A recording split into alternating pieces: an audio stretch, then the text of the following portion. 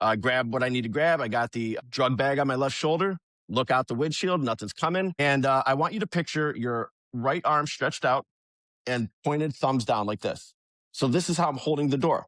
And I'm opening the door as I'm looking through the window, and all of a sudden, door slams shut back, Okay. like hard. Like my Yeah. arm is straight, right? Slams right back, sublux. And so I got to take you through what I'm thinking at the time. I had been at this fire station for almost a decade. I'm thinking at first, man, whoever that fireman that kicked that door was is an asshole. Like, Okay. I'm thinking, you know what I mean, joking around. And then I go to like open the door again, and I can't feel anything. And just as I try to do it again, the door swings open, and one of the guys, the lieutenant, I see his face in panic. And he's like, I thought you were dead. Welcome to Elevate, the gathering spot for first responders, their families, and the communities that support them. Hello, everybody, and welcome back to the Elevate podcast. My name is Kyle Goodknight, and I'm your host. I'm so happy for you to actually tune back into the Elevate podcast. We know as first responders, we're not always willing to raise our hand and ask for help. And these podcasts are a way for us to consume the language, the discussion, have that normalcy as we go through these podcasts. And today I've got an amazing guest.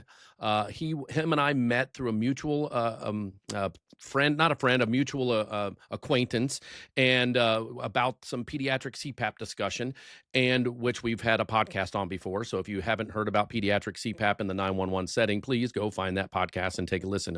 It'll change your department, and it'll change your pediatric scope of care. However, as this gentleman and I started talking, we started seeing the parallels to our career. About the same amount of time in the career, about the same things that had happened to one another, about the same family life that happened to one another, just this really weird, eerie thing. And we had a really good bond early on. I mean, and I'm proud to say that I felt very comfortable with my guest in a very quick manner. His name is Rob Moyers. He's a sergeant for Cleveland EMS, so my sister city above me, about 2 hours. And Rob, how are you doing? Welcome Good. to Elevate. I'm doing great. I'm doing great. So yeah, you hear me good, right? Yeah, once I can All hear right. you great. Everything sounds good. Awesome. You look great. Your background looks amazing. We did a little bit of testing before this podcast because Rob and I we're going to talk about something at the end of the podcast, because we had the discussions we had over about a 3.5 month period. We have decided to do some really cool stuff that is going to be a mutual assignment, or what do you want to call it? A mutual project. Yeah. So Yeah, we'll joint get into task that. force. Yeah, exactly. So we're really excited about it. We are going to tell you about it at the end of the podcast. But for now, as we spoke to one another originally, as we had this parallel, one of the things that came up was the shoulder surgeries that we had. So him and I both had shoulder surgeries, and his shoulder surgery was on duty, my shoulder surgery was on duty, but two completely separate ways of getting it, which will also emphasize the project that we're going to be working on, that shows the yin and the yang of our EMS systems between the two of us. So when it came to one of the things I've always wanted to talk about on the Elevate podcast is how a department and because I've lived this life where I've had no light duty availability for my department in the same department. So many years ago, I injured my fingers, and they did not have a light duty program back then. So I went 3 months without anything. So next thing you know, I found myself slipping. As I look back on that time, I found myself slipping into depression. I had issues with cleaning myself. I didn't shower for like days back then because I just was a couch potato. I couldn't lift anything. I couldn't do anything around the house. I couldn't go get a second job. Contractually, I'm not allowed to. So, it's one of those things where it weighed on me and my mental health, and it didn't send me down a dark hole, but it was definitely something when I look back on, it affected me, right? So when I fast forward a few more years, I injured my shoulders. Now I'm off for 4 months or so each shoulder surgery. But we had light duty. It was a different administration. We now have a light duty program. I'm an educator. It actually happened during the middle of the beginning of the educator group that I'm in. And I remember now looking back how much more worthy I felt. I didn't feel worthless. As a lot of us first responders when we retire. I mean, I don't know if you know this, Rob, but if you know and you're OPERS like me, right? Mm-hmm. So Yes. OPERS why they only project you out 8 years after retirement. Do you know why? I don't. Because that is the average age that a first responder in OPERS passes away. Wow. Wow. Yeah. That's what one of the OPERS people told my lieutenant when he retired a couple years ago. I was like, oh, that's shocking. I'm like, I got to beat that, So Yeah, that's pretty grim. I mean, yeah, that is. I get back It is. and But keep it's the working. reality. I don't know what to do. They know the numbers, how many first responders or Sure. how many people in OPERS, retire all the time. Sure. So that conversation sparked wanting me to have him on the Elevate podcast. Today we're going to talk about Rob's story. I just told my story a little bit. I fell in the back of my truck and busted up both my shoulders. We're going to talk about Rob's story. He's going to share some stuff with you about when he hurt his shoulder and some things that came about that once again, this parallel, he got into the education program in his department during this injury, and he did have a light duty program. And then we're going to touch really on something that I'm extremely excited about. I even texted him earlier today and I'm like, hey, are we allowed to talk about the contractual stuff for your mental health stuff? So we're gonna talk a little bit about light duty work versus no light duty work. And I shared a little bit already that yes, it affected me. And if you don't have a light duty program in your department, do whatever you can to try to get one, because I'm telling you right now, us as first responders, we absolutely need to feel like we are giving back to our community. When we're on the truck, we know we're there. We know we're ready to give back to the community. When we're off our truck and injured or sick for weeks at a time, not a couple of days or even a week, we're talking about months of being sick, that can weigh on us, because we will definitely feel less of a provider because we're not giving back. So you got to find something to, I gave back when I was on light duty because I dove deep into our cardiopulmonary resuscitation program, and I trained over 300 first responders during that time, and I taught over 68 classes during that time, amongst other things that I was given, duties to do. So, Rob, go ahead real quick. Tell us who you are, where you're from, everything. I mean, I think you said you're allowed to say where you're from and all that. I already kind of told it earlier, but say whatever you want to say to introduce yourself, and then let's go ahead and go into your story. Sounds great. So, of course, I'm going to give the disclaimer, none of my views represent the city of Cleveland and my job and everything like that. I'm coming on as Rob Moyers, who is a paramedic education sergeant for Cleveland EMS. I got hired in May of 2003. I'm also the incumbent second vice president of our union, CARE 1975. So I officially take that over in May. I ran unopposed, so I've been kind of getting my feet wet in that and trailing the guy who I'm finally taking over for, who is going on to be the president of EMSLA. So, there's all these things that are happening now in my life that honestly, prior to my injury, was never a thought. So I got injured in 2019. So 2019 was kind of a cool year. My partner and I just got recognized for a Medal of Valor by the Rotary Club of Cleveland for a gunshot wound victim that we treated. I got engaged. We were planning a wedding, and I had taken some time off in September. I always take the first week off of vacation because my daughter was born 9/8/01, which you guys know what happened 3 days later. And my wife was born in September 5th, and I won't say her year because she'll kill me. That's important. We got to do stuff that our wives don't kill us. Yes. So anyways, I come back on a Monday. So we work every other Saturday, Sunday, Monday. That's kind of our shifts. We're 12 on, 12 off, and then we have this 3 on, whatever. So I've been working with my partner for a long time. We were working out of a base. I'm not going to say where because I don't want to really, identify landmarks. But it was kind of early in the shift, maybe a couple hours in, we got called for a overdose cardiac arrest, which at that time in Cleveland in 2019 was not uncommon. So just to kind of run you through the scene, we parked on I was in the passenger seat, he's driving.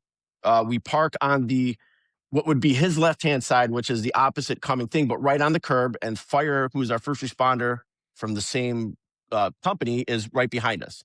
And then there's a little bit of an avenue between us, and then cars parked on the other side. So his job is to get out, get the monitor, get the ventilation equipment ready, and go up with a couple guys. My job is to get the drug bag, extrication equipment, and cot. So I hop out of the passenger seat. I jump back into the back through the mod, through that side door. Grab what I need to grab. I got the drug bag on my left shoulder. Look out the windshield. Nothing's coming. And I want you to picture your right arm stretched out and pointed thumbs down like this. So This is how I'm holding the door. And I'm opening the door as I'm looking through the window, and all of a sudden, door slams shut back. Okay. Like hard. Like my arm is straight, right? Slams right back, sublux, this. And so I got to take you through what I'm thinking at the time. I had been at this fire station for almost a decade. I'm thinking at first, man, whoever that fireman that kicked that door was an asshole. Like, Okay. I'm thinking, you know what I mean, joking around. And then I go to like open the door again and I can't feel anything.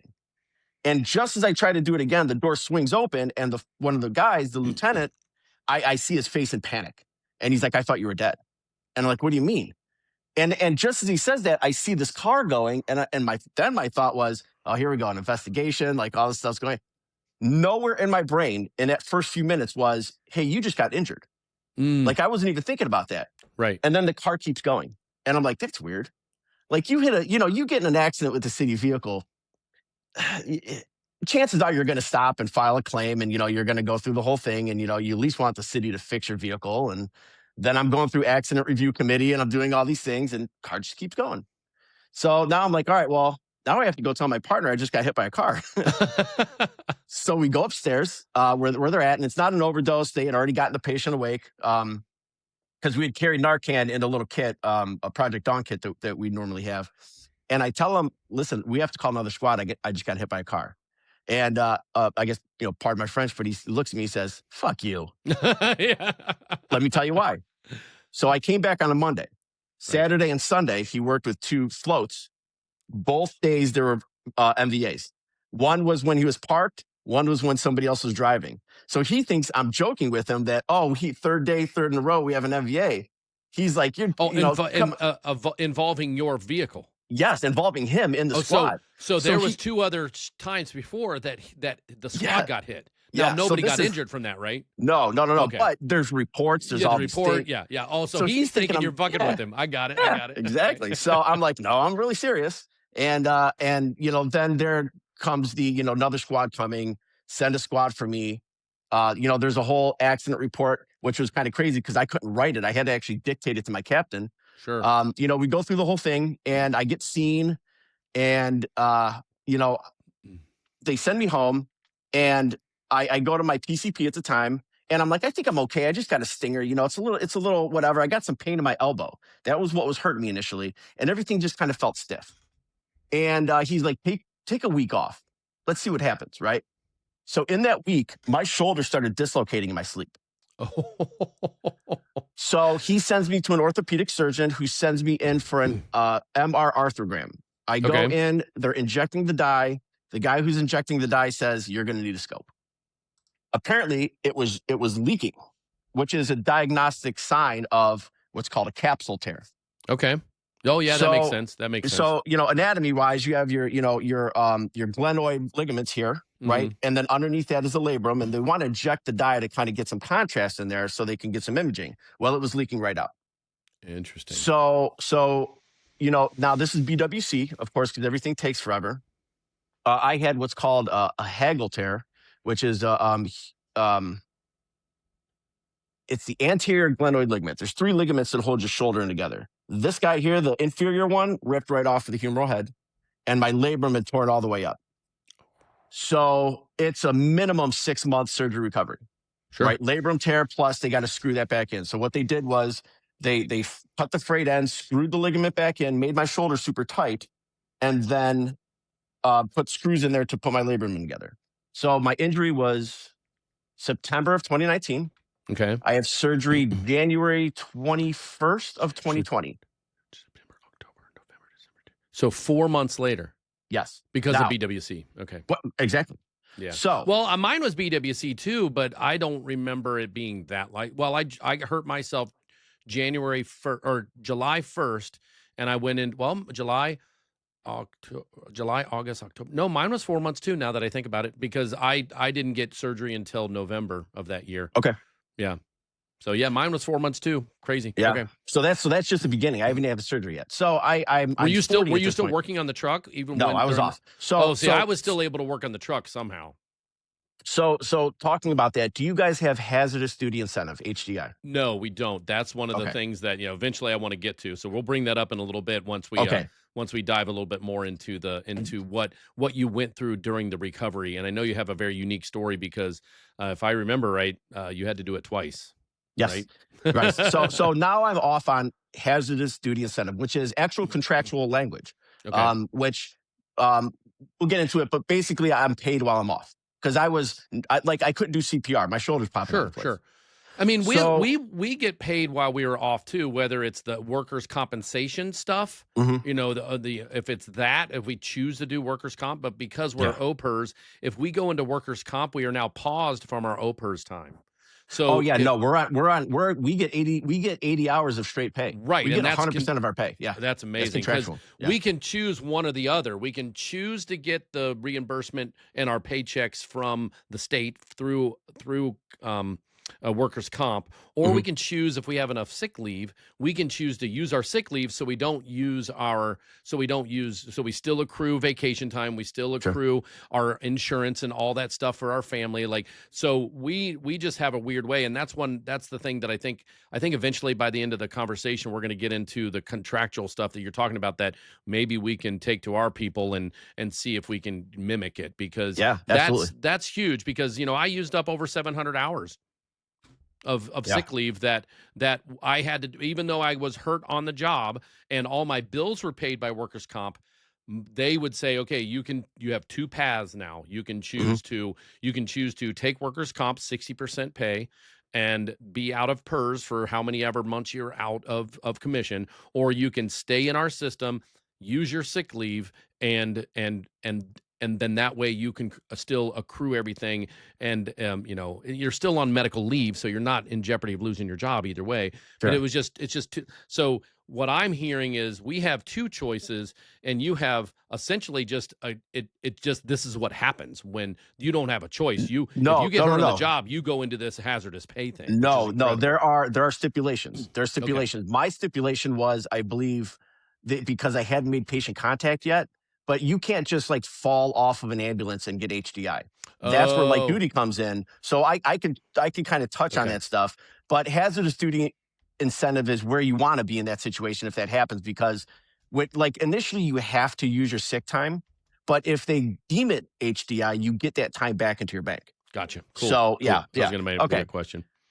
So January, I think it was 21st, 2020. I'm 40 years old. I've never had surgery before. I've never been put under before. I'm sitting in the waiting room. It was like butt crack of dawn is when I had to have my surgery, and I'm looking at the TV, and I'm nervous because I've never had surgery before. I don't know what to expect. And I remember watching these news videos on people that were in like China wearing masks, and I'm just thinking in my head, oh, there's a whole other Yeah. bird flu or something going on. So I have the surgery. A fun fact in that I had some sort of reaction to the nerve block. The nerve block gave me whatever it was. I woke up. My wife said I was back there for a while. I remember not being able to breathe and I couldn't talk. And I'm laying flat and I can't tell this nurse that I can't talk because my vocal cords were paralyzed. So the doctor walks by. He's like, hey, sit him up. He's got this. And I'm groggy coming out. I had stroke face. I couldn't breathe right because part of my diaphragm was paralyzed and my vocal cords were paralyzed. The injection got in my phrenic nerve and paralyzed the Oh. whole side. So I sounded like Batman, like when they do like that horrible Batman Yeah. thing. Who are you? And I'm and it Batman. was, yeah, it was really bad. It was really bad.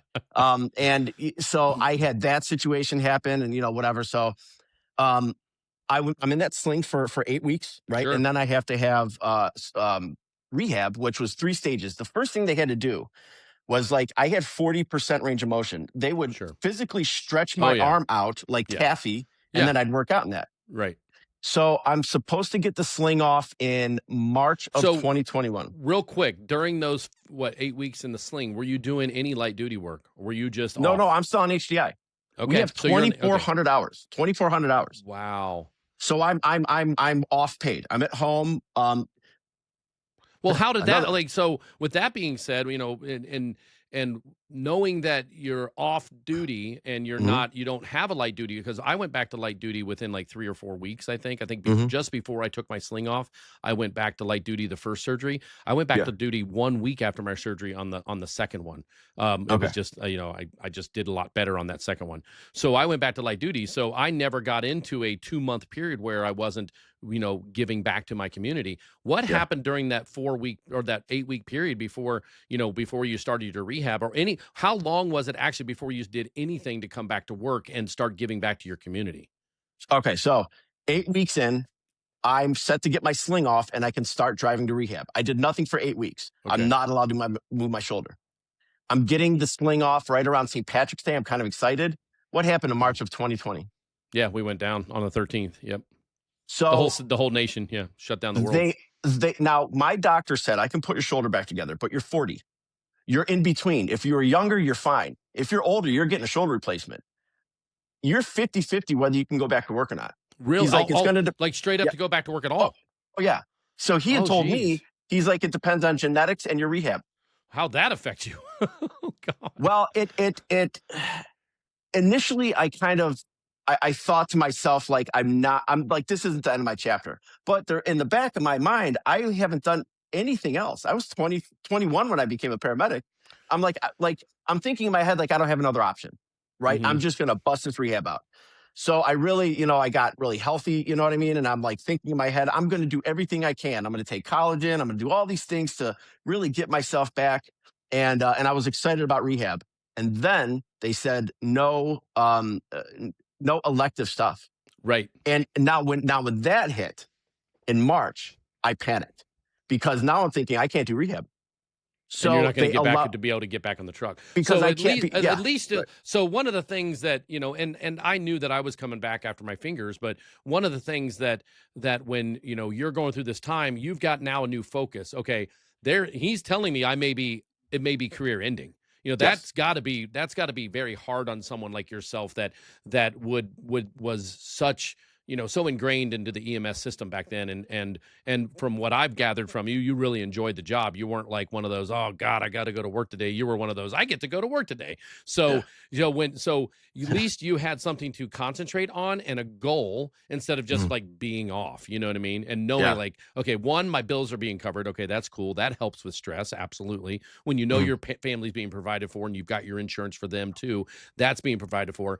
And, but so the first time I got hurt, I got paid less because back then we didn't have full pay for our sick leave. It was only straight time, so that meant no overtime at all. And as you know how we work, 24 on, 48 off, you get automatic overtime. Sure. So that was stressful because now I'm bringing in about $600 or $800 less per paycheck, depending on which one it is. So that's now we don't have that stressor. And so with you didn't have the stressor of monetary stressor because you're getting paid the same amount that if you were going to be there or not, minus overtime. Yeah. Minus the overtime. Yeah. And we were, we're in a good spot. My wife does well. So, we weren't like, we were okay. So you're right. The financial part of that stress wasn't there. Right. Cool. It was really just like, future financial stress. If this doesn't work out, what do I do? But it was really, I was hyper-focused. Like I'm going back to work. So rehab actually, for the most part, went well. Now, if you know about movement of shoulders, anterior is this, okay? In the rehab, there was a moment that I had like this felt like an injury. It set me back a little bit, and then I was able to push through and persevere. And I actually got back to work. I went back on the truck. So we're looking at probably around September of 2020. So a year later, you're back on the truck from when you got injured. Yeah. So that's I used still 10 months. That's still a pretty long recovery. I mean, that's a pretty significant injury. I was back in 4 months on both shoulders, and I've had other people that have had shoulders done that have never gone more than 8 months, and you're talking 12. Yeah, and I think it was the time of BWC. There was a little bit of a setback. Gotcha. And in that time, I remember thinking. So my wife is working in an ER, in a local ER, and my friends, like you said, like I had gotten back to that point of loving the job again. The thing that I felt other than drive was guilt. Like, and you had touched on it earlier about like not being able to contribute. Like I'm watching all these other people do this, and I'm like, and here I am sitting here. And what's kind of funny is my wife had a terrible time during it. EMS at that time, nobody was calling 911. It was one of the best times for EMS people because there was during no calls COVID. going Yeah. Just to review, he basically was starting his rehab right when the world shut down in the early March, and then now, so all this time that he's in rehab, he's this is all that beginning months of COVID, that first 6 to 8 months of COVID when the hospitals were just getting pounded. And you're right, people weren't calling EMS because they didn't want to go to the sick place, and then we had more cardiac arrest during that time because people weren't calling. But other Mhm. than that, you're right. It didn't really it didn't increase for us like it did the hospitals. Yeah. There was the fear of getting COVID Oh, of because the course, only yeah, other people I could rehab with was cardio. The moment I get COVID, it's over. yeah, yeah. You can't be in there, right? Yeah. So Yep. so fast forward, I go back to work. I worked from September until January.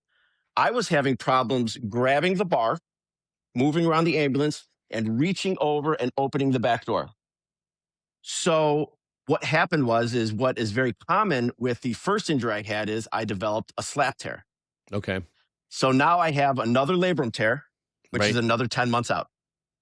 So they have to tack my bicep tendon, which basically it's a anterior to posterior tear of the labrum, and your bicep tendon horseshoes off the long one, the one that doesn't matter, Yeah. but they tack it back in. Um, that rehab didn't go as smooth. Now I've had think about 2 surgeries in 14 months, 2 reconstructive surgeries in 14 months, and my shoulder didn't like that. What minus your shoulder? Of course, your shoulder didn't like that. What did your brain do? Like, I mean, had to be like talk a little bit about where that puts you mentally. That second time was tough. The second time was tough because the rehab didn't go through. And in my head was like, well, initially I'm going to go into it the same way that I did. But, I guess I didn't think like how much that first rehab took out of me. I'm 40 years old. It's a rebuilt shoulder.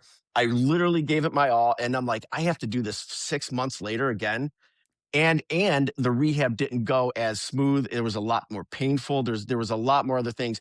I also, in this injury, I have it's a nerve issue in my elbow. So that also helped happen in this situation. So I had a shoulder thing and an elbow problem. So the other issue was, were they going to reopen my HDI? Oh, yeah, Because because like right. I'm allowed still to go back and get physical therapy for 5 years after my injury. Okay. And so I've got like I think and I did that once. I said, "Hey, things are a little bit tighter. Can I go get can I go get seen?" And they're Mhm. like, "Absolutely." And my workers' comp covered it. I went back. They deemed that I could probably use some more physical therapy and start getting more range of motion back in the one arm. It was actually this arm, my right arm, my Mhm. dominant arm. And so I went back to physical therapy for about 3 or 4 months, and no surgeries or anything like that. But my BWC covered that because I'm in this umbrella period, right? So yeah, go Right. ahead and go ahead. I didn't mean to interrupt. No, it's fine. So at that time, if they didn't reopen it, I would have Yeah. had the option of light duty or BWC. Okay, and then we can get into like how that occurs, but um, because it was a related to the first injury, they call it a flow through injury for BWC. Okay. And I at the time I have to give a bit of a shout out to my commissioner because she was really cool about it. She reopened it, but remember I only have 2,400 hours, so I'd used 10 months of those hours. There How many was not hours? How another. many? Just so that's 48 hours a week Sure. times 10. No, 40. No. Oh, yeah, 40 hours a week. So it's 80-hour paychecks Okay, every 2 40. weeks, Okay, flat. okay. Right. All right, all right. So it was going to cover some of it. And then the plan was the moment that stopped, I start light duty. Light duty. But Okay. I had light duty's kind of limited as far as how much time you have. It's on the discretion, I think, of the commissioner, but it's kind of vaguish language, but typically you're not supposed to be on it for a long time. My plan was to kind of get to the third stage of therapy. So I knew, hey, I'm going to get back to work. So then if I'm on light duty, I can say, this is to get me Yeah. back to work. Right. I just kept having setbacks after setback. And I would like, you've been in therapy, you take a step back and, and at that time I'm thinking like, this isn't going to work. Like, this is really bad. My orthopedic is like, listen, you might want to think about a desk job. Right. Wow, So what did that? Hold on a minute. The day you heard that, like, there is none. There is none. I mean, well, you have to be promoted. You have to be promoted. Like exactly. Like yeah, there's not just yeah. we can't just blanketly give a desk job in our industry, right? Yeah, Because right. we that has to be through a promotional process. So what in the world were you thinking that day on the drive home? Well, in my mind, I'm thinking I have a couple options. I can either try to start thinking about something in the future. I can just go back and work until something happens. I can hope for a captain's test or something. Again, education was never in my brain at this point. Gotcha. I was just kind of thinking of like I had a less clear path than I did going into the first one, right? Gotcha. Because now I'm running out of time. TikTok goes the clock. It's not going good. He's not saying like, you're disabled or anything. He's like, but listen, you got a twice built, rebuilt shoulder. Like, what are you going to do? So Yeah, and I'm monitors are on. not, no matter, even though we've got the smallest monitor on the market, it's not light. Yeah. Yeah. And we, we're a busy city, and there's a Sure. lot of You're flinging a lifting lot and of stuff. carrying. Yeah. And so, A lot of carrying. in this process of light duty, now I'm off of HDI. I'm Monday through Friday at our headquarters, answering phones, doing whatever's necessary in a non-lifting capacity. Sure. There was a commander for us that had gained the EMT certification for us to teach EMT for the state. And at the time, we're having the biggest, I believe, to be the biggest EMT class the state has ever had. It was combined Cleveland Fire, Cleveland EMS. I think there was 130 students. Wow. And she's pretty much about retirement, and she's trying to see this through. And, I've known her forever. She's been there before I have, and, I've been there forever. So we're talking in the cafeteria. She's like, man, I just need help. I'm like, I got nothing to do. I got light duty. Yeah, exactly. Yeah. So for 3 days a week, I became the lab coordinator for that EMT class. Wow. And I loved it. I'm like, this is fun. I'm getting new people who want to do this. You're sharing It's your something knowledge. I could do. Exactly. Yes. Exactly. And There's she, a lot of fulfillment. Yeah. yes. And I Yeah. realized that after doing it, like, Yeah. I kind of get more fulfillment doing this sometimes. Yeah, like than I we get do- yeah. fulfillment in the field, but not everyone's fulfillment. Like we call people dead sometimes. That's not very fulfilling, So Right. so Right. when it comes to when you look back now and you look back at that time frame, did you do anything at the time for your mental health? Or do you look back at that time and say, "Oh, I was definitely in some crisis there. I probably should have reached out to somebody, or I probably should have done stuff a little bit more in my." Because one of the things I want to make sure that we touch base on is if anybody's listening to this and they're in that situation or they become in that situation, I'd love to have done some research. I'm sorry I didn't, but I'm sure we could do it, and I could probably put it up as a post or in the stats underneath. Like what percentage of people in the first responder world actually have a line of duty injury during their career? It's Sure. probably like 100%. I mean, I think everybody that I know has had some form of on the job injury, or even injury where they've had to be off work for long periods of time off the job. But that's just my world. I'm sure that those numbers are high. So with that being said, what would you do differently for your mental health, or first of all, let's rewind just a smidge. Talk about what you feel that your mental health was like during that time. And then if you realize that you were in a funk or any type of depression, do you realize that now? Did you realize it then? And then if you did realize it then, what did you do to help that for yourself? That's a great question. And I think I would probably say, if I could recommend anything, try to get your mental health in check before something happens. Okay. And that was That's where a I was great- at. That everybody stop. I wanted him to repeat that again, because that is actually part of the normalization discussion that I have with people all the time about first responders' mental health. Say it one more time, Rob. Absolutely. I would recommend you get your mental health in check before something bad happens. And I did. And about 2 years prior to that, I had done some work, and kind of it's what we had talked about on before. I kind of leaned into a little bit of the Stoics, the philosophy. Sure. And Yeah. I I started read a reading lot that of book today, by the way. It's great. So, and if you read it, it's really about trying to control yourself and the dichotomy of control. And I just thought to myself, listen, you can't control what happened to you. All you can control is what you do. And it kind of forced me to stay positive. And I had an amazing support cast. My wife was outstanding. And huge, important. And I Yep. didn't die that day. Yeah. And that was another thing. And that's, oh my gosh. There's that little bit, that's like, I'm still here. Yeah. I had just real quick, I used to work in the ICU, and I had a friend of mine who fell off a roof, and his leg went through the ladder and compound fracture. And I called him up, and he's in a different ICU. And I remember standing in my ICU that day, and it was the fall. And you'll know why I say that here in a couple of seconds. But I'm standing in the ICU, talking to him at his hospital. He's on the phone in his hospital. He's all laid up. He's post-surgery, and he is just being down on himself. Just down, down, down. I can hear it in his voice. And I said, and I won't say his name out loud just to protect, but I said, hey, buddy, I need to say something that's probably not going to feel great, but I need you to understand something called perspective. I said, you've got a broken leg. I said, I'm standing in an ICU right now in the fall, and I've got no less than 5 people that fell out of tree stands and hit their head.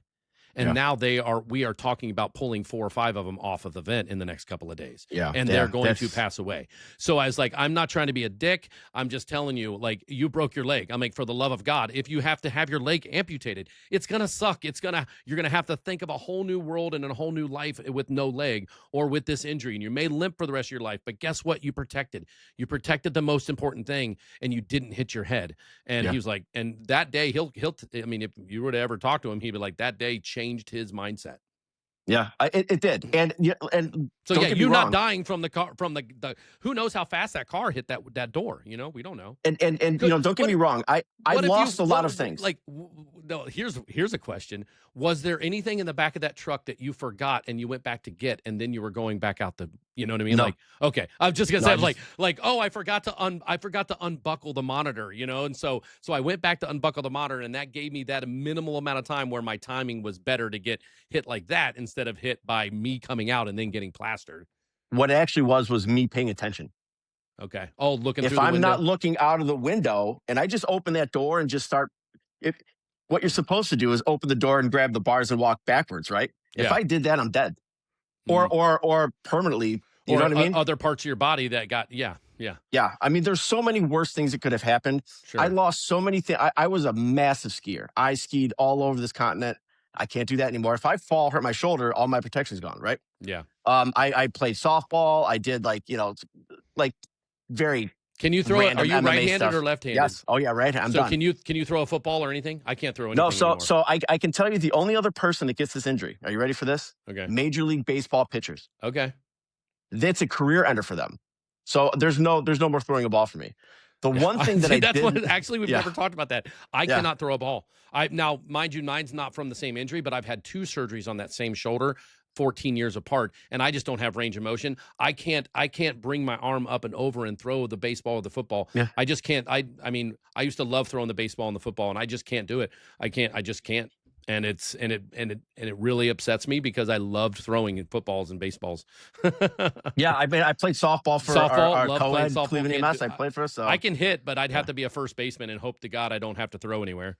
somebody actually said that. I'm like, okay, well, what happens if I have to throw home? What am I going to run it there? Like, Or I'm not just that fast. do it I'm like- underhand. Yeah, right. Yeah, and then get made fun of. Like nobody will ever forget that. I'm Hey, sure. you know what? I got big pants. You know, I got big britches. I'll just throw my glove with the ball to them Yeah, and see if there they you can go. catch There that. you go. So you had worked on your mental health prior to this incident. So Yes. what did you do during that time did you ever start feeling yourself in any funks? Did you go back to what you taught yourself and what you learned from the years before? Yeah, I think there was a drastic change in 2017 for me, and then from that I just kind of like rebuilt. And I think what ends up happening in this job, at least in my experience, at some point when you see enough trauma, and then you also add like home stuff, sometimes it's hard to not blend the two together. And then next thing you know, problem number 10 is triggering problem number 1, and it's just like It's a spiral. recognition of all that stuff. It's what do they call it? A crazy cycle. Yeah. Yeah. So I think what I did was kind of get out of that funk, and a lot of it had to do with my mom. She was diagnosed with stage 4 cancer in 2016. So there was a hyper focus, and to be honest with you, my job took care of me during that. And I remember like having a just kind of like this coming of age moment where like, hey, listen, your life's not that bad, asshole. Like, you know what I mean? Like, get your shit together and, be there for who you have to be. And then again, I started reading the Stoics. I was doing a whole lot of things. I had met my wife.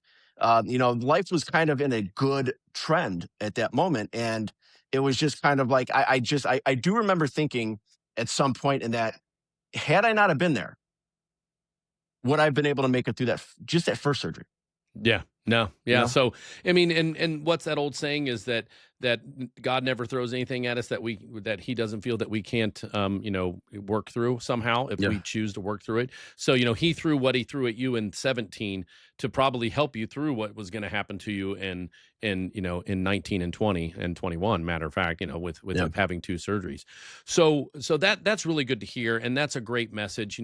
I urge all those first responders that are listening to this, don't ignore your mental health. It is something we are more involved with our mental health now than ever.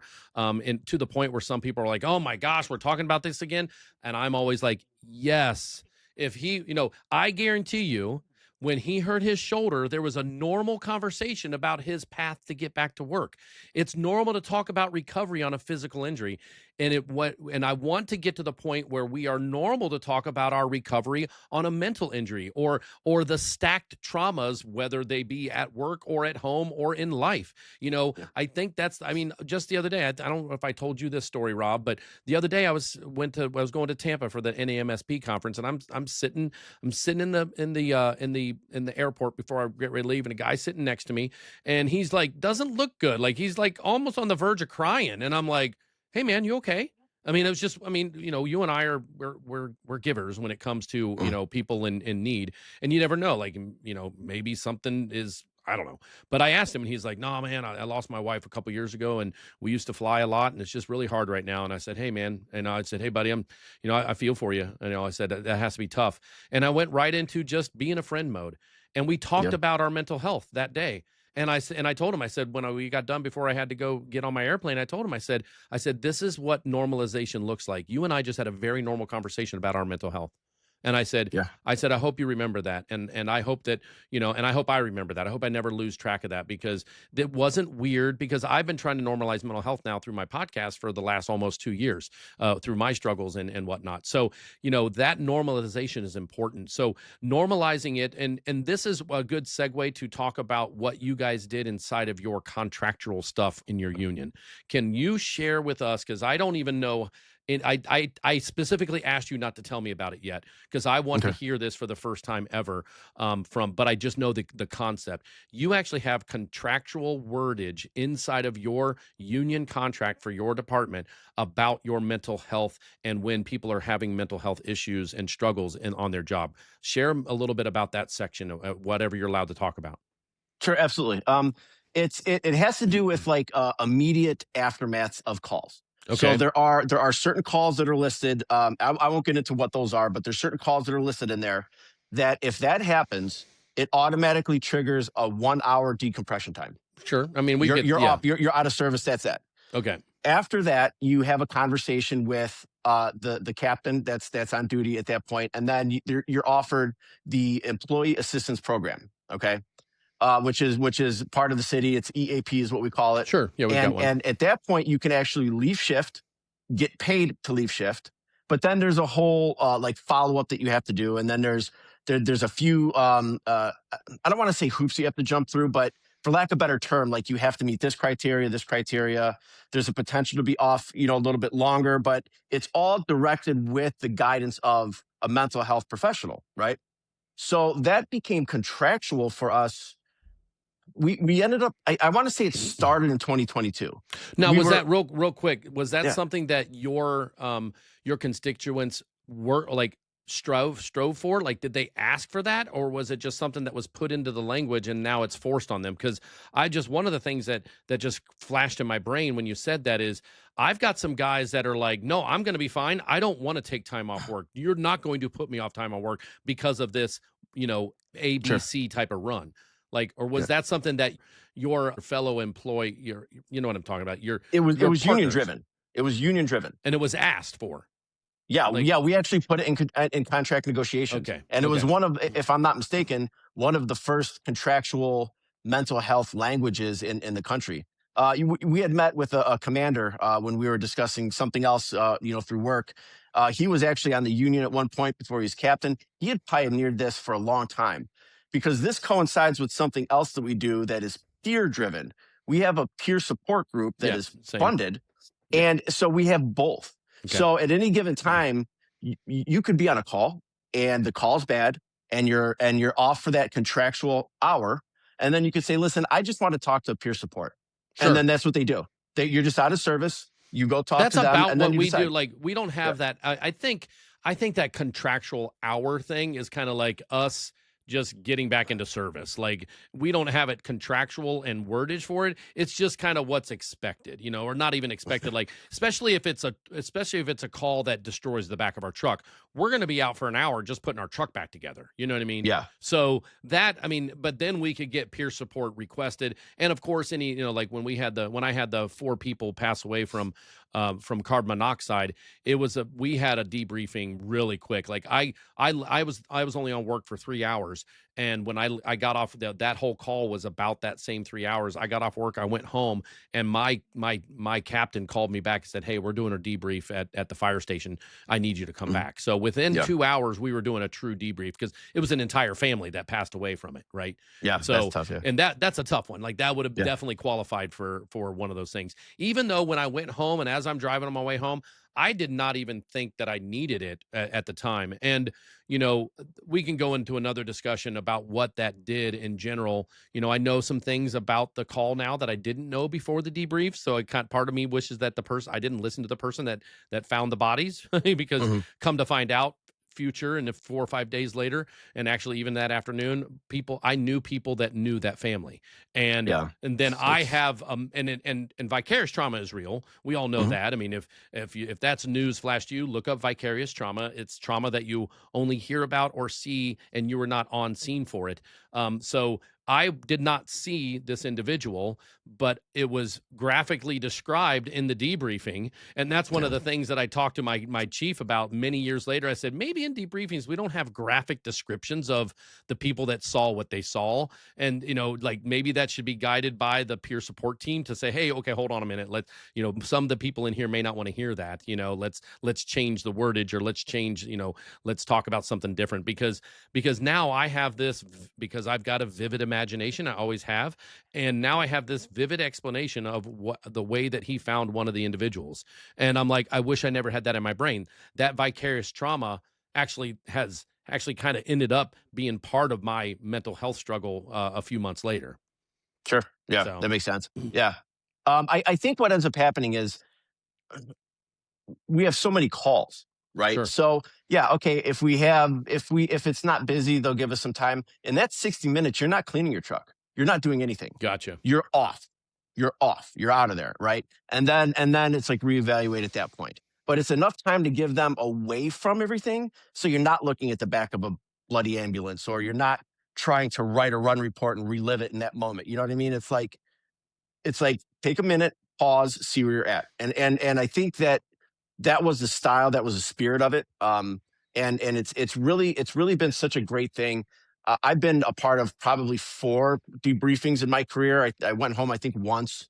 Um, and they're all of them are unique, all of them are special. And I think as they go along, I've noticed there's a little bit more buy-in from people. Okay. People talking and doing that kind of stuff. Whereas 20 years ago, maybe that wasn't there. Everybody's Mr. Alpha guy, and you could be both. Like they're not Yeah. mutually exclusive. Yeah. Like you can And have that's, feelings yeah. and be an alpha. Like Yeah. it's kind of silly. Exactly. So yeah, that's great that you guys have that in the contractual language, because that's really important. So I wanted to make sure that we explained that part of it. Now Yeah. let's talk about the other contractual thing that you mentioned earlier, when it comes to, because once again, this podcast is more geared towards the light duty, not light duty, how we give Mhm. back while we're on injury leave or what have you.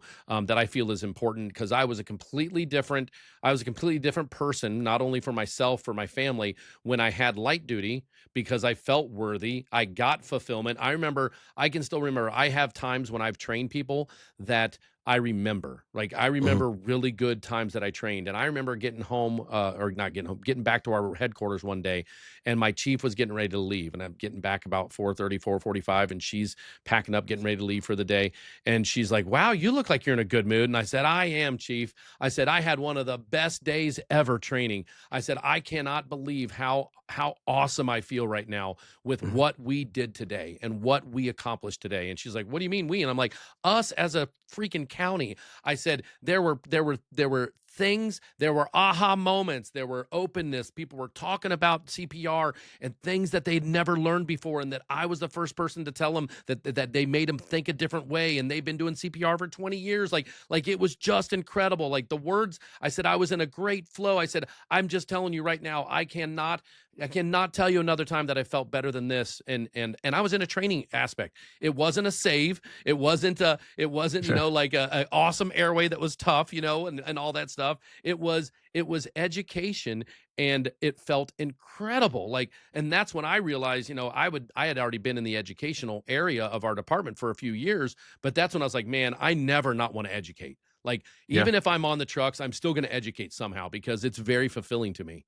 So talk Yeah. a little bit about the contractual stuff that you have that allows you to have that light duty, anything about the light duty and that work time, to be able to make sure that people feel like they're giving back. So light duty is there for a lot of times, if you have an injury that doesn't qualify for HDI or happens off duty. They have tasks Okay. in our headquarters. So you're either at the front desk, it depends on what your restrictions are. Sometimes they help with our fleet, driving vehicles back and forth. We've been really lucky where we've had a few people that have been light duty recently that are EMTs that are about to take registry. So I've had the ability to tutor them. Teach them, yeah. Right. That's incredible. So Yeah. my luck was that there was an EMT class going on. And I just so happened to jump into that. Now, I didn't go right into teaching. I went back to work for about a year and a half before I actually became an instructor. But it gave me that taste, and I was able to kind of, have a purpose. But you have hazardous duty if you qualify for it, and that's 2,400 hours of your base pay. You have then the ability, if you run out of that, to go onto light duty. A lot of that will depend on what BWC says for you, like your Medco 14, or do you have restrictions? Full. I was full restrictions, so I had to follow some of that too. Yeah. yeah. So all that kind of comes into play, basically. Yeah. So it's situational, and my thought process was, I'm going to go as long as I can on HDI to get as far as I can in my rehab to then, because I know that my light duty at some point is limited. Right. So that was kind of my thought process, but I exhausted all of it. I have no more left for that injury. With your 2,400, okay, that's my next question. So you hurt right shoulder, you have 2,400 hours, and then you blow a knee out 6 months later, new 2,400. Correct. Okay. All right. It's per injury. Okay. Per injury. Okay, cool. Now, had I injured that shoulder in another way, it could have possibly been a second HDI, but because it was the flow through, right. Yeah. Right. Yeah. So I've got one. We're just like every time we've ever talked, bro.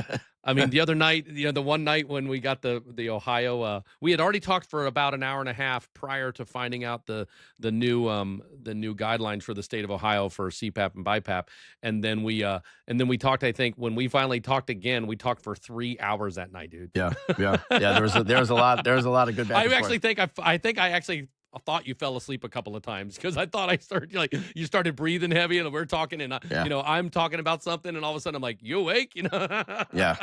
I remember thinking in my head, like, at that point I had, we were so excited, and I was trying to prep for this and not because I don't want to talk over you, and I remember just pause, just let him finish what he's saying, and then pause, and then go anyways. So when it comes to the last thing I want to ask you before we reveal something really cool that we're doing. One of the things I want to ask you, and it could just probably won't take too long for you to answer, but what are you glad you're off the truck now and in the education field full time? That's funny. You ever miss the truck? I do. However, somebody asked me if I would do it all over again. Would I? Oh, I think same you way. would. I think you would. I think I would too. I think you would too. With all the pluses and minuses. Yeah. My main thing was, where am I at now? Right. I have this, this job that I like, and I get fulfilled, and I've now jumped into this union gig, and I play music now. Like, that's like a huge part of my life. So I traded one expensive hobby in skiing for another in music. Yeah. And I had to get used to the Monday through Friday, but I really do like what I do, and so much that I think I would go through all the pain, all the misery, everything. Because again, if you go back to that Stoics, there's a phrase, amor fati, which is basically love of your fate. You just kind of have to love what life throws at you. Sure. And you just have to make the best of it. And I say when one door closed, another one opened. Yeah. And that was kind of like, figuratively and whatever, but that was kind of like a big thing. Yeah. So, that kind of became my thought process when I was going through this. Like, listen, man, this is what happened, and you just make the best of it. Yeah. That's fantastic. So, Well, thanks for answering that. So, real quick before we talk about the, you know, the tease from the whole episode, I want to make sure that people don't forget to like, share, and subscribe. If you've heard anything in this episode that you think someone else needs to hear, there's a little share button on every single platform that you will watch or listen to this on. Just hit that share button, send that to that colleague, that friend, that coworker, that first responder you may know is dealing with this in the moment or has dealt with it. So, because you just never know what we're going to hear or see when we're doing these conversations that may help someone out here. That's why I consistently do the Elevate podcast. That's why I have different types of guests on and talk about my experience as a normalization. I have no problems. I have no secrets to any of my mental health stuff. And, you know, I think that the content that we've created on here and the content that we're going to create on Elevate moving forward in general, as a whole, there's some things that are in the works that are different than what we're going to just tell you here when it comes to a bigger organization possibly being part of Elevate, that may even make this even more spread more. So like, share, subscribe, and tell everybody about it. And don't forget, if you have any comments, please put the comments in the question, or any type of comments or questions in below.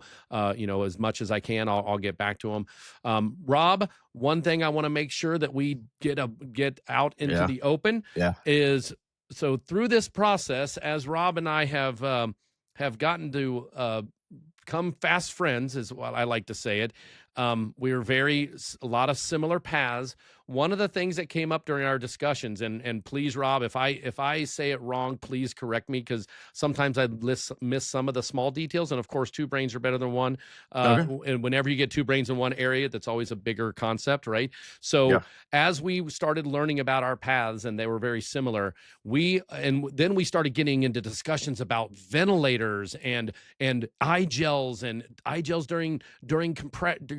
you know, early stages of CPR, and other whole blood. And we started talking about these EMS things that are very important to us as educators and responders. I don't remember who said it first, but we were like, we should be doing a podcast about this, not just about mental health, because there's certain things I don't really want to talk about on my mental health podcast, because it's a mental health podcast. So when we want to have a conversation about the ventilators or pediatric CPAP or whole blood in the field and his experiences, my experience, we'd like to do it on another. So let the cat out of the bag. Rob and I are going to be starting a new podcast together, where we're talking EMS language, EMS discussions, and we've got a cool concept. He is an inner city paramedic, and I am more of a rural paramedic. So my station is literally in the middle of cornfields.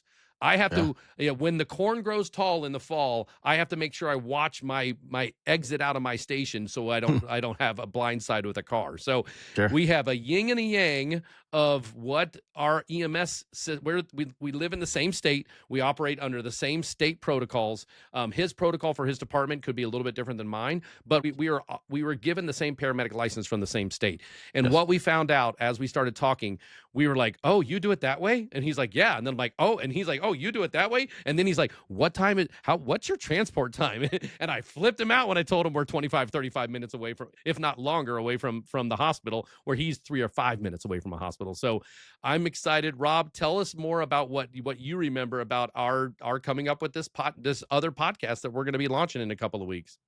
Yeah, I think it started with vents. I think your amazement that we had vents in an inner city was kind of something, and you were asking about that, and you know, we had discussed it, and you know, we have a lot of vet patients, and we have, you know, all these different things, and it was kind of like oh yeah, that makes sense, and I think we really kind of share in the science of what we do and like all the new stuff that's coming out, and we just started talking about like, how does that apply to you? How does that apply to me? And then it just clicked that one day, and then from that time, we just started throwing back and forth names. Then it was just like, we already know what we're doing. What are we going to call this? One of the names I came up with was Two Brothers from Another System or something like that. Or yeah. I don't know if do we not want to say what it's going to be called? No, I want to say what it's going to be called. I'm going to put it up. I'm actually going to put the logo up on the screen on post. Excellent. So, yeah. Now we're at the point of like, what's our entrance music going to sound like? You know? Yeah, exactly. And Rob's a musician, so I told him, I'm like, listen, come up with a good riff. I'm like, we don't need singing, just good guitar riff, maybe a minute and a half, and so our intro music to the new podcast will be Rob playing his guitar of some sort. We're still working through that. Fingers crossed, exactly. No, we'll figure something out. Even if we have to put something up for now, we can always change it because I'm the editor, right? So it is going to be called EMS In and Out. So in the city and out of the city, as well as, I mean, it's got multiple meanings. We're going to try to talk about things inside and out. We're going to talk about our paramedic lives inside the systems and outside, like home life. So it's got a lot of ability to navigate all kinds of topics. We worked we had a little work session the other day, and I think we got up to what, 30 different topics we could be talking about, and we're just at gonna, least 25, 30 topics. Yeah, yeah, absolutely, exactly. So we're going to be talking about topics like ventilators. We're going to be talking topics about bi-level CPAP and PEEP. We're going to be talking about topics about eye gels and early cardiac arrest, and bag valve mask, procedures and practice, and how important bag valve masking is. We're going to be talking about subjects like he never stated this earlier. I think it's something you should tell people, but Rob is a SWAT medic as well. We're going to have a conversation or two about the SWAT medic days. Was. Yeah. Either way, it, and I don't. Like, that's Sure, the difference. yeah. Like, Yeah. we have a DTU team, which is our SWAT medics. I was never a part of it. I do know what some of them do, but not like you are. You were intimately involved with your group and had some major things happen during those years of your career. So it's basically a brand new EMS podcast that, we may talk about mental health once in a while, but if we need to slip into a mental health discussion, we'll probably touch on it during EMS In and Out, and then come back over here and talk about it in depth, because this is a place where I want people to come to when they want to get mental health content. But yeah, what other topics that we discussed that you can remember off the top of your head? Well, I know whole blood was a big one. Whole blood was a big one. Yeah. Yeah. I'm not doing it now. He's getting ready to do it. Columbus is not doing it. That's the So city we are I'm doing closest it. to. We've been I know doing you're it. doing it, but we're not. Yeah. Oh, okay. Yeah. Yeah. So we're doing that. We implemented that right about the time we implemented vents. So that was like a big time for a little us. 1-2 punch. Yeah. High performance CPR. We were just talking about that and the Yep. importance of that. Yep. Gosh, I'm trying to think of some of the other stuff. We could talk about crikes and RSI in the field. I mean, there's a whole bunch of things that we can. Yep. RSI. Are you guys and this is the kind of thing that, so you're actually kind of witnessing a little bit about what In and Out will be about. He just said RSI, and we're trying to take RSI language out of our protocol and replace it with DSI. So there's a conversation that we can have. Yeah, that's actually great. You know what? I'm going to pull up. So if my eyes wander right now, I'm actually pulling up our list so I can add that, because I think that's very important, because kind of like the whole concept of what we, how you name things, PTSD, that D is a disorder. Nobody wants a disorder. So if we can change it to PTSI, which is an injury, once again, earlier in the conversation, we talked about any mental health being an injury. We recover from injuries. And if we have a mental health injury, that's much more acceptable than having someone labeled with a disorder. And I actually had a doctor on one of my earlier podcasts. Please go check that on Elevate, who actually is lobbying with Congress, the United States Congress, to change the wordage from PTSD to PTSI. He goes every year and gives statistics why PTSI is better labeling than PTSD. Oh, that's interesting. Yeah. All right. Very cool. But yeah, so that's going to be another thing. DSI, delayed sequence intubation, because we all know that there is nothing rapid about rapid sequence intubation, and other than you feel like you have to rush, and that's where some mistakes happen. So right. Rob and I, trust me when I tell you, we are super excited about this new podcast, all the different things that we're going to discuss. We're going to have guests. So if you're listening to this and you want to talk about something, or you hear us talk about a subject we're going to be talking about in the future, well, of course, that new podcast will have ways of getting a hold of us. It'll be on YouTube, Spotify, Apple, iHeartRadio. It'll be on all the things. And I'm excited for it. Are you? Me too. Oh yeah. Yeah. This is gonna be great. This is gonna be fun. Yeah. It's gonna be a lot of good fun. time. Yeah. And the first concept was that each one of us alter a discussion and just drop it on the other person, like without any knowledge, kind of like what happens to us on scene. And Rob kind of talked me out of that, because he's like, wait a second, there's going to be some stuff I want to do a little bit of research on, just so I can make sure we talk, intelligently about it. Because one thing we don't want to do on that podcast is put out any like false information. We'll have our own opinions, and it may be not the same as even the popular opinion out there in the world. So, like I even had a discussion with somebody the other day about something that I wholeheartedly believe in, And they were like, yeah, I'm not buying into that. And I'm like, okay, well, that's just what I do, and it was, Sure. I can't remember the subject, but we'll be giving our disclaimers at the beginning of that podcast too. Yeah. Right. Yeah. Yeah. You have to, Exactly. So Rob, thanks so much for coming on the Elevate podcast. I appreciate it. I cannot wait to start this new podcast with you, and we'll see where it goes. I know we're going to have guests. You've already mentioned several guests that are going to be amazing. I've got some people that would come on our podcast to talk about things like whole blood. Like we could definitely have him come on. We could get some pretty good guests that come on our podcast too. So please tune into that. I'm going to put the landing page for the new podcast in the show notes. I'm also going to put the picture of the podcast logo so you can know what it looks like. And Rob and I are going to be creating the trailer pretty soon, probably within the next day or two. So by the time you hear this, the trailer should be live, and you should be able to find this podcast on Apple, Spotify, YouTube. So this goes live in a few days, this episode. So by that time, we're going to have the EMS In and Out ready and rocking and ready, that you'll be able to at least tag it and say you want to hear when we launch new episodes. So Rob, any last words you want to say? Anything that you didn't get out that you wanted to get out about everything? No, I just want to appreciate you having me on, and I look forward to what we're going to do in the future. It's going to be great. All right, Rob, thanks so much, and thanks everybody for listening to Elevate. Like, subscribe, and share. Take care, everybody. Thanks, That's a wrap for this episode of Elevate, brought to you by Frontline Empowerment Solutions, your partner in building resilience and fostering continued growth. If you found something valuable today, don't keep it to yourself. Share it with someone who could use it. Don't forget to like, subscribe, and hit the notification bell so you never miss out on our next conversation. We're here to bring you more stories and insights, all aimed at strengthening the first responder community. Together, let's keep elevating each other, one episode at a time.